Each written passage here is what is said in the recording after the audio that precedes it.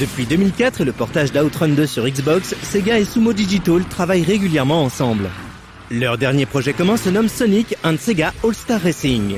Il s'agit d'un jeu de course ambitieux réunissant de nombreux personnages connus de la firme japonaise.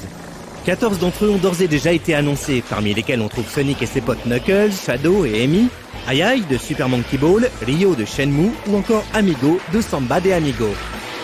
Chacun possède évidemment ses propres caractéristiques en course ainsi que des attaques spéciales.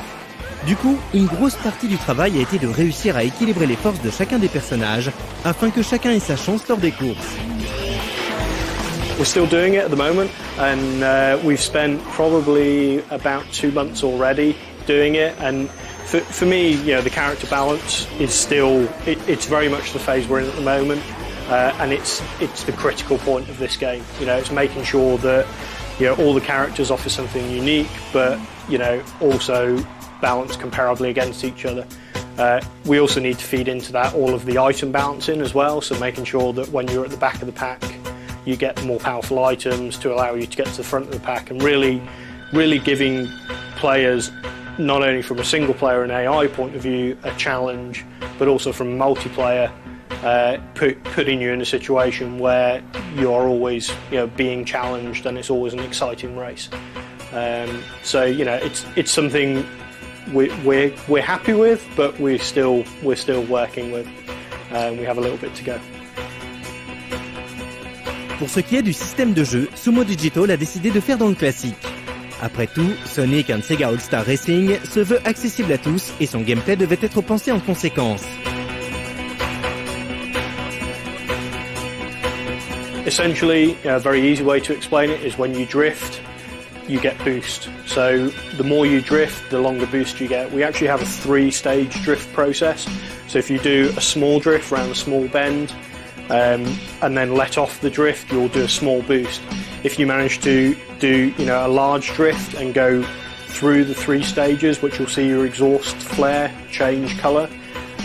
So if you go around a very large sweeping bend, when you come off that, you'll get a really long boost. Évidemment, dans un jeu de course, la manière dont sont conçues les différentes pistes revêt une importance toute particulière.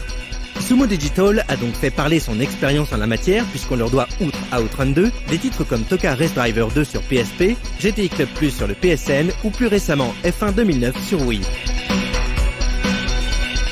You know, Sumo have done a number of races over the years, so, you know, we do know how to do very good track design. And I think for me, not only the environment's very true to the IPs, and Sega has a great back catalogue of some really great IPs. The amount of variation is huge. You know, racing through Sonic in Seaside Hill is very different to racing up Dino Mountain on a Billy Hatcher stage, which is very different to racing around the Super Monkey Ball track. And each, you know, our sheer amount of variation for the IPs we have is huge. And we also have, you know, we have a number of tracks that, you know, in the first part of the game are very gentle and quite wide and, you know, really let you get into the game. And then later on in the game we have some very challenging tracks that, you know, really test the player and, you know, really put our drift system and boosting to the test to, you know, really give you something that I think you'll be playing for months to come in multiplayer because the tracks are really challenging. En sortant son titre sur Wii, en plus de le commercialiser sur 360 et PS3, Sumo Digital s'expose à une concurrence des plus féroces. En face, on trouvera en effet Mario Kart, la référence depuis 16 ans du genre jeu de course barré. Du coup, on a demandé à Craig Duncan si ça ne lui faisait pas un tout petit peu peur quand même.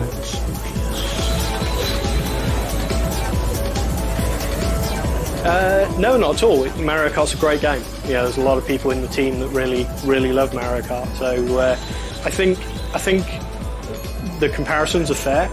I think we're more of a racer than Mario Kart is. I think our game is a faster game. It's a more frenetic racing experience. There's a lot more going on than there is in a traditional Mario Kart race. I think for the Wii platform and DS, obviously there's a lot of people that have Mario Kart and love Mario Kart, and I'd hope they take our game and really see what they like about Mario Kart and see a lot of that in our game. And then obviously for, you know, PlayStation 3 and Xbox 360 and PC, they've never had a Mario Kart. So I think to present that kind of game with obviously the unique things we offer on top to that audience that haven't had the chance to play that game on their platform, you know, seeing something that's a bit like Mario Kart in full high-def glory on a PS3 is, you know, it's very unique and very unlike anything else that's out there. Voilà, vous avez donc un premier aperçu sur le jeu Sega développé par Sumo Digital. On vous en reparlera bien évidemment d'ici à sa sortie, calée à début 2010.